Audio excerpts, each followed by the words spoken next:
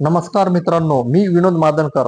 मुख्यमंत्री माझी लाडकी बहीण या योजनेमध्ये काही बदल आज करण्यात आलेले आहेत. हे बदल मी तुम्हाला या ठिकाणी वाचून दाखवतो.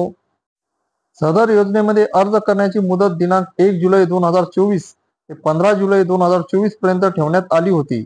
या मर्यादित सुधारणा करण्यात येत असून आता सदर मुदत 2 महिने ठेवण्यात येत असून ती दिनांक 31 ऑगस्ट 2024 पर्यंत लाभार्थी महिलांना अर्ज करता येईल.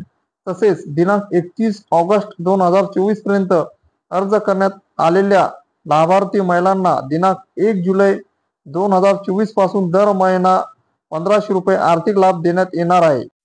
म्हणजे या ठिकाणी 31 ऑगस्ट 2024 पर्यंत जरी आपण फॉर्म भरला तरी आपल्याला लाभ हा 1 जुलै 2024 पासून मिळणार आहे. 2 नंबरला बदल करण्यात आलेला आहे. या योजनेच्या पात्रतेमध्ये अधिवास प्रमाणपत्र आवश्यक असल्याचे नमूद करण्यात आले होते. म्हणजे डोमेसियल सर्टिफिकेट हे आवश्यक करण्यात आले होते, परंतु आता लाभार्थी महिलेकडे अधिवास प्रमाणपत्र म्हणजे डोमेसियल सर्टिफिकेट उपलब्ध नसेल तर त्याऐवजी 15 वर्षापूर्वीचे रेशन कार्ड, मतदान ओळखपत्र, शाळा सोडल्याचे प्रमाणपत्र किंवा जन्म दाखला या 4 पैकी कोणतेही ओळखपत्र प्रमाणपत्र ग्राह्य धरण्यात येणार आहे. नंबर 3 चा बदल, सदर योजनेतून 5 एकर शेतीची अट वगळण्यात आलेली आहे.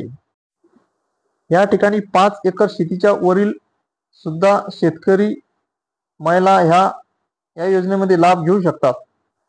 क्रमांक 4 मध्ये सदर योजनेत लाभार्थी महिलेचा वयोगट 21 ते 60 वर्ष वयोगट ऐवजी 21 ते 65 वर्ष वयोगट करण्यात आलेला आहे. म्हणजे यापूर्वी 60 वर्ष ही मर्यादा घालण्यात आली होती, ती आता 65 वर्षापर्यंत ठेवण्यात आलेली आहे.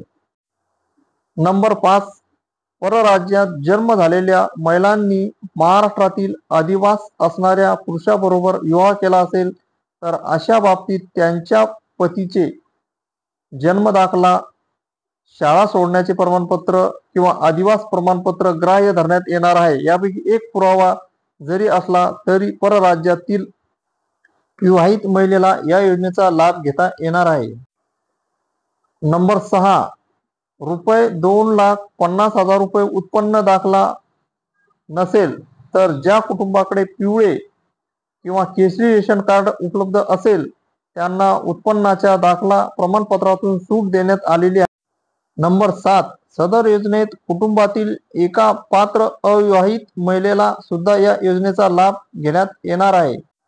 म्हणजे सांगायचे असे की कुटुंबात 21 वर्षावरील अविवाहित महिला जर असेल तर ती महिला सुद्धा या ठिकाणी या योजनेचा लाभ घेऊ शकणार आहे. अशा प्रकारे दिनांक 2 जुलै 2024 रोजी हे 7 बदल या ठिकाणी करण्यात आलेले आहे. तरी या योजनेचा लाभ सर्व महिलांनी घ्यावा.